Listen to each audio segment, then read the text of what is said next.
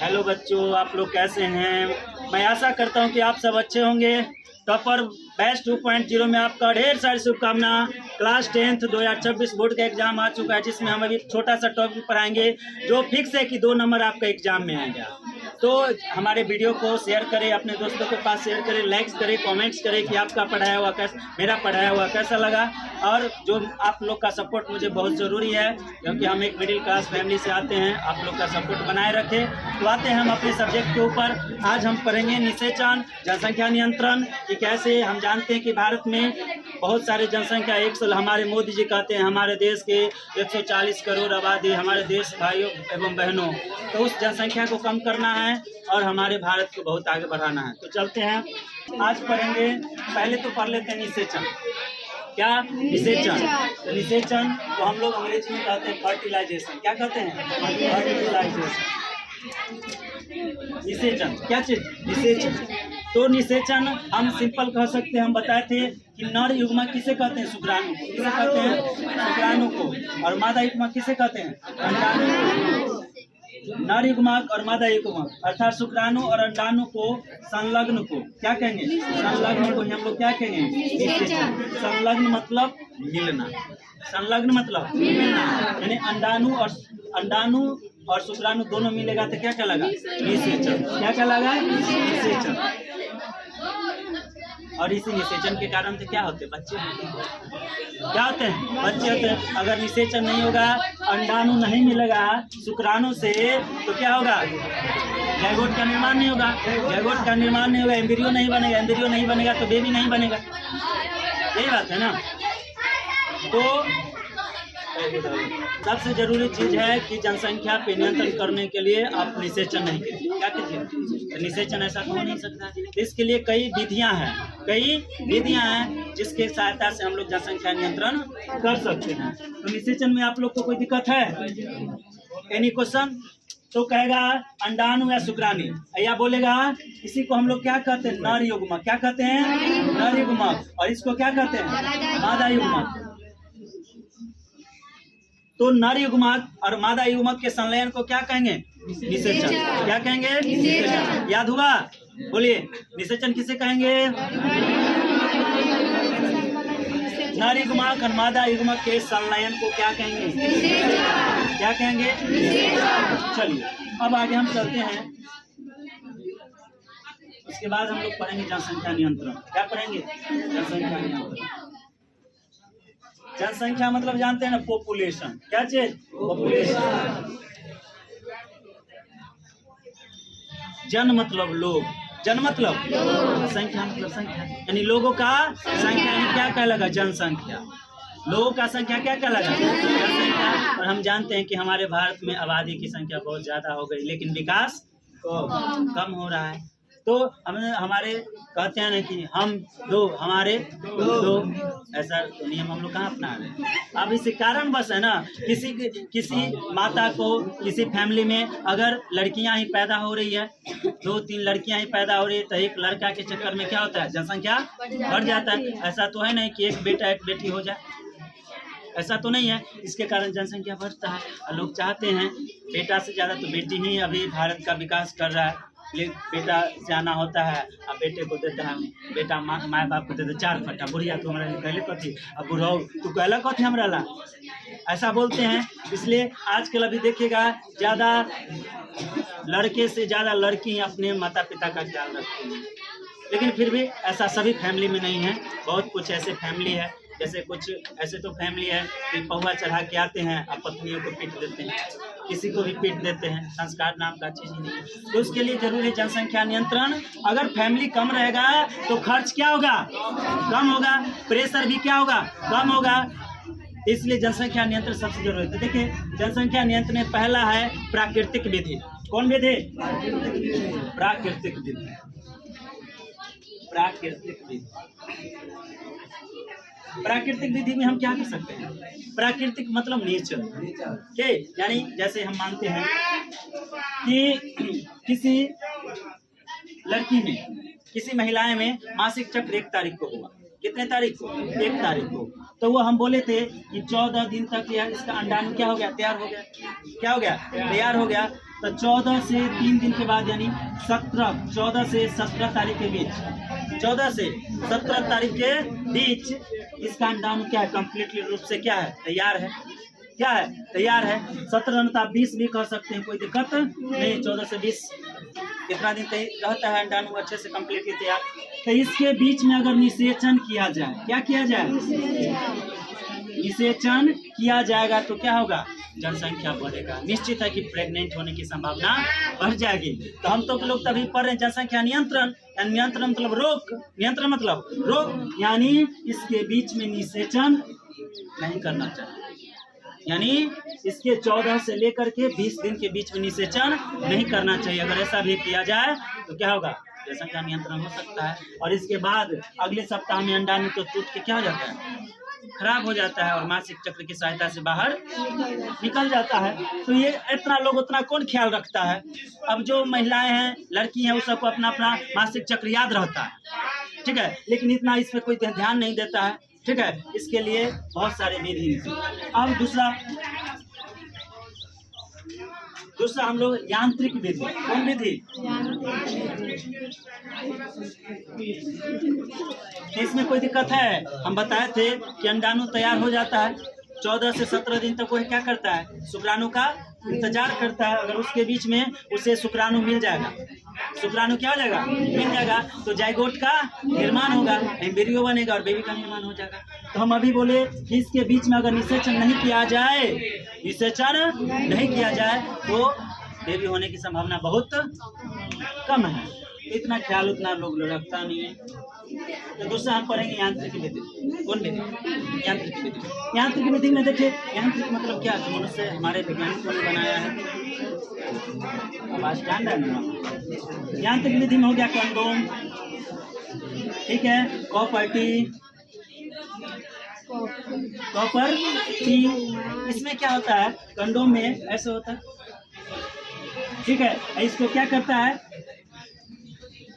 Season में लगा दिया जाता है। किस में लगा दिया जाता है, सीसन में लगा दिया जाता है। और इससे जो शुक्राणु निकलता है ये एक रबर के जैसा होता है। किसके जैसा, रबर के जैसा। इससे जो शुक्राणु निकलता है और इसी बैग में क्या हो जाता है, रह जाता है। और इसको एक बार ही उपयोग किया जाता है, दोबारा उपयोग नहीं कर सकते हैं। तो इससे क्या होगा, ये शुक्राणु तो क्या कंडोम में ही रह गया, तो आगे जाएगा, यानी कहाँ नहीं जाएगा, फैलोपियन ट्यूब में तो नहीं जाएगा, यानी अंडाणु के पास नहीं जाएगा। तो निषेचन नहीं हुआ, यानी अंडाणु और शुक्राणु नहीं मिला, जिसके कारण ये जनसंख्या नियंत्रण हो जाएगा। दूसरा है कॉपर टी। क्या चीज, कॉपर टी। ये इस कॉपर टी को क्या करता है, महिलाओं के जनन अंग में लगा दिया जाता है। क्या करता है, ऐसे करके लगा दिया जाता है। तो ये जीवन भर के लिए नहीं, 3 साल के लिए। कितने साल के लिए, 3 साल के लिए। कितने साल के लिए, 3 साल के लिए इसको मतलब कि किसी को एक बच्चा हो गया, लड़का या लड़की हो गया, तो वो चाहता है कि अब मेरा बेटा अच्छा से समझदार हो जाए, स्कूल में पढ़ने जाए, तब हम दूसरा बच्चा पैदा करेंगे। तो वह कॉपर टी का उपयोग कर लेगा। 3 साल के लिए डॉक्टर उसके जनन अंग में कॉपर टी क्या कर दिया जाता है, सेट कर दिया जाता है। और जिससे क्या होगा, वो क्या करेगा, जनन का सारा स्पर्म नीचे ही रह जाएगा और शुक्राणु अंडाणु तक नहीं पहुंचेगा और निषेचन नहीं होगा, ठीक है। ये हो गया कॉपर टी। क्या हो गया, कॉपर टी। एक होता है डायफ्राम। क्या होता है, डायफ्राम। इसको ये भी महिलाएं का है, ये भी महिलाओं के जनन अंग में लगा दिया जाता है, जिससे शुक्राणु क्या होता है, नहीं पहुंचता। कोई दिक्कत है इसमें, यांत्रिक विधि में कोई दिक्कत है। अब हम लोग चलते हैं रासायनिक विधि। कौन विधि, रासायनिक विधि।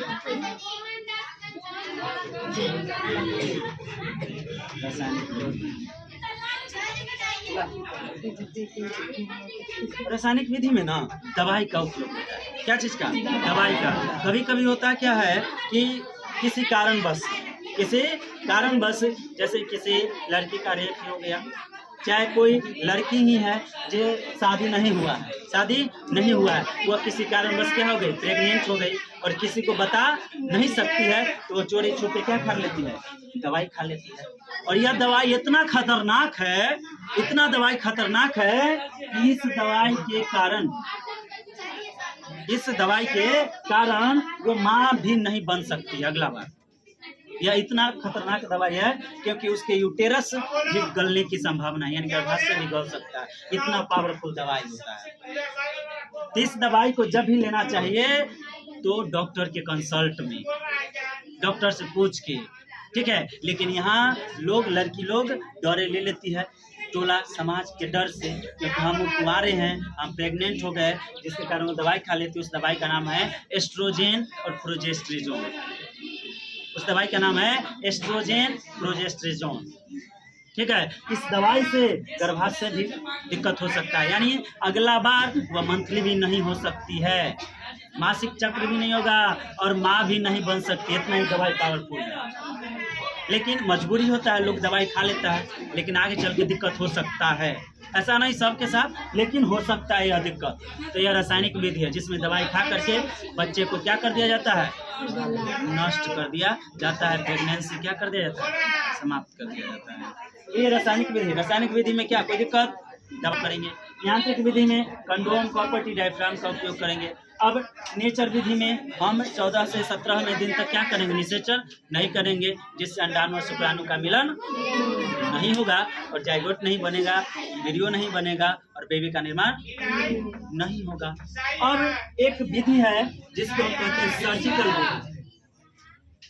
कौन विधि, सर्जिकल विधि। कौन विधि, सर्जिकल विधि। और रासायनिक विधि में ये भी हम कर सकते हैं। जैसे देखना, कोई लड़की को रेप कर दिया जाता है, ठीक है, जिसके कारण वो क्या हो गई, प्रेग्नेंट, क्या हो गई, प्रेग्नेंट हो गई, तो उसको ऑपरेशन करके, जिसे हम कहते हैं अंग्रेजी में एबॉर्शन, क्या कहते हैं, एबॉर्शन। कहता नहीं कि एबॉर्शन करवा लिया, यानी बच्चा खराब करवा लिया, ऐसा बोलता है ना, तो वही एबॉर्शन होता है। एबॉर्शन में क्या करता है, पेट चीर के अब बच्चा को निकाल दिया जाता है। तो बच्चा कितना, तो सरकार के अनुसार अगर 20 सप्ताह, कितने सप्ताह, 20 सप्ताह के भीतर आप एबॉर्शन करवा सकते हैं। अगर 20 सप्ताह से ज़्यादा हो गया तो एबॉर्शन आप नहीं करवा सकते हैं। एक दिल्ली में केस आया था जो बहुत ज़्यादा ही था, तो 22 सप्ताह पर हुआ था एबॉर्शन। सरकार से जाके आदेश लिया गया, तो 22 सप्ताह पर एक वही केस था। नहीं तो 20 सप्ताह से कम है, 20 सप्ताह या 20 सप्ताह है तो अब आप एबॉर्शन करवा सकते हैं, यानी पेट चीर के उस बच्चा को आप निकाल सकते हैं। तो वो एबॉर्शन कहलाता है ऑपरेशन। क्या, ऑपरेशन, एबॉर्शन उसी को कहते हैं, ठीक है। तो ये भी एक विधि है, क्या है, यह भी एक विधि है। अब एक विधि है सर्जिकल विधि। कौन विधि, सर्जिकल विधि। कौन विधि, सर्जिकल विधि में जानते हो, नहीं जानते हो, समझिए सर्जिकल विधि में क्या। सर्जिकल विधि कुछ नहीं है, हम नसबंदी, सर्जिकल विधि मतलब नसबंदी। क्या चीज, नसबंदी।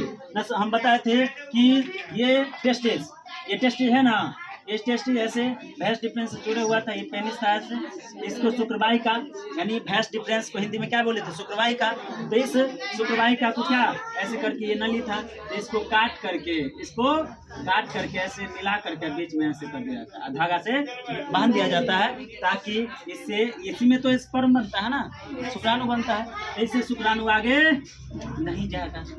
तो किसको काटे, भैंस को, किसको काटे, भैंस को, इसलिए इसको क्या कहें, भैंस को टॉमी, भैंस को टॉमी, यानी पुरुष नसबंदी, पुरुष नसबंदी, पुरुष नसबंदी, पुरुष नसबंदी।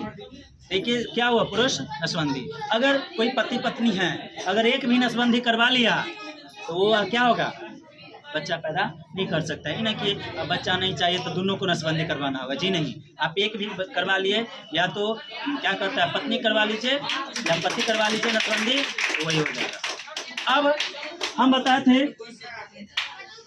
ये फैलोपियन ट्यूब, ठीक ना,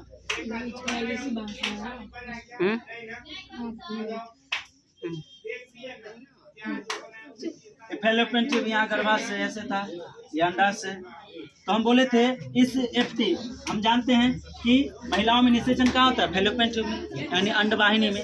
किसमें, अंडवाहिनी में। तो इस अंडवाहिनी को क्या कर दिया जाता है, काट दिया जाता है। क्या कर दिया जाता है, इसको काट करके ऐसे मिला दिया जाता है, ऐसे जोड़ दिया जाता है, ताकि इसमें शुक्राणु आएगा भी तो यहाँ अंडाणु तक न पहुँच सके। तो इसको काटे, ट्यूब को, तो इसको कहेंगे ट्यूब को टॉमी। क्या कहेंगे, टॉमी, टॉमी, यानी कौन नसबंदी, महिला नसबंदी, महिला नसबंदी। तो महिला के ट्यूब को काटे तो क्या हो गया? महिला नसबंदी। अब पुरुष के भैंस यानी शुक्लाहिका को काटे तो इसे क्या होगा? पुरुष नसबंदी, यानी भैंस को टॉमी। कौन टॉमी? कौन टॉमी? तो बताइए, अगर पुरुष नसबंदी हो गया तो वह बच्चे पैदा कर सकता है? नहीं। अगर महिला नसबंदी हो गया, ट्यूब को टॉमी हो गया, तो गर्भधारण कर सकती है? नहीं कर सकती है। तो ये सब क्या हुआ? जनसंख्या नियंत्रण की विधि। जनसंख्या नियंत्रण के विधि, जिसमें हम 4 विधि पढ़े। प्राकृतिक विधि, जिसमें हम बता दिए कि 14 से 17 में या 20 दिन तक निषेचन नहीं करना चाहिए, उतना कम्प्लीटली याद करना है। यांत्रिक विधि बता दिए, कंडोम, प्रॉपर्टी, डायफ्राम का उपयोग करना चाहिए। रासायनिक विधि बता दिए, दवाई खा लेता है लोग एस्ट्रोजन, प्रोजेस्टेरोन, जिससे प्रेगनेंसी खराब हो जाती है। और जैसे एक चीज़ और हम भूल गए हैं, रासायनिक विधि में क्या करता है? एक चीज़ और उपयोग करता है, MTP। क्या चीज? बुक में होगा आप लोग के, medical terminate of pregnancy. Medical terminate of pregnancy, terminate मतलब खराब करना, जिसे हम एबॉर्शन नहीं बोले, एबॉर्शन कोई MTP कर, क्या कहते हैं? MTP, जो आपके बुक में होगा कहीं ना कहीं। जब यहाँ है medical termination of pregnancy, medical termination of pregnancy, तो इसी में होता है। किसमें? पुरुष नसबंदी में, यानी सर्जिकल विधि में। तो कहेगा MTP का उपयोग किसमें कहते हैं? तो सर्जिकल विधि। किसमें? सर्जिकल विधि। फुल फॉर्म क्या होता है? Medical termination of pregnancy. क्या होता है? Medical termination of pregnancy. ठीक है, तो यहाँ तक आपका क्या हो गया? समाप्त हो गया। तो यही क्या था? जनसंख्या नियंत्रण पर रोक। बताइए, कोई दिक्कत है आप लोग को? कोई दिक्कत नहीं होता है। जनन चैप्टर है ना, सब समझता है, क्योंकि यह हम लोग से संबंधित है। मानव से क्या है? संबंधित है। प्रत्यक्ष रूप से हम लोग के से क्या है? संबंधित है। तो ये भी याद करने वाला चीज है। अपना मन से जनसंख्या नियंत्रण पर क्वेश्चन आता है दीर्घोत्तरीय में। जनसंख्या नियंत्रण पर एक निबंध 200 शब्दों में लिखे। कितने शब्दों में? 200 शब्दों में। तो सब लिख देना है, चारों विधि लिख देना है, हो जाएगा। कोई डाउट्स है? कोई प्रॉब्लम? जनसंख्या नियंत्रण कैसे कर सकते, पता चल गया? अब आप लोग के भी जीवन में शादी ब्याह होगा, ठीक है, जनसंख्या नियंत्रण कीजिएगा, ठीक है, न तो 140 करोड़ मेरे देश के भाइयों एवं बहनों में मत आ जाइएगा, ठीक है। अरे मोदी बाबा जो कहते हैं कि हमारे देश के 140 करोड़ भाइयों एवं बहनों, मैंने आपको अनाज फ्री कर दिया, बिजली फ्री कर दिया, देश में GST हटा दिया, 4%, 5%, 12%, 18%, 28% था, तो 12%, 18% हटा दिया। मैंने देश के लिए क्या नहीं किया, ये सब बोलते हैं। आप तो देश के लिए ऐसा किए, पूरा विदेश दौरा कर लिए, भारत को गरीब बना दिए, इतना महंगाई बढ़ गया, इतना बेरोजगारी बढ़ गया, और कहते हैं मैंने क्या नहीं किया। मतलब आप खाइए मशरूम, हमको दीजिए गेहूँ 5 रुपये वाला, छोटा वाला। क्या आप खाएगा मशरूम, हमको दीजिएगा 5 किलो गेहूँ? बताइए। आपको घूमेगा फॉर्चूनर में, हमको कहिएगा कि कॉफी छानो, समोसा छानो, लघु उद्योग करो, अब कुटीर उद्योग करो, मतलब ग्रेजुएशन कर ले रहेंगे और कुटीर उद्योग करेंगे। बताइए, लेकिन छोड़िए वो सब, क्या बात है। आप लोग को बोर्ड का एग्जाम है, तो फिर मिलते हैं। हमारे प्यारे जितने दोस्त हैं, प्यारे विद्यार्थी, हमारे साथ बने रहिए। जो भी दिक्कत होगा कमेंट में, जो भी प्रॉब्लम है कमेंट कीजिए, मैं आपको जितना भी कमेंट्स आएगा सब पे लाइक्स और आपको सभी सवाल का जवाब दूंगा। फिर मिलते हैं नेक्स्ट। अगर हमारे चैनल पे नए जुड़े हैं तो चैनल को सब्सक्राइब करें। आपसे हाथ जोड़कर विनती है कि आपका सपोर्ट मुझे बहुत ज़रूरी है। धन्यवाद।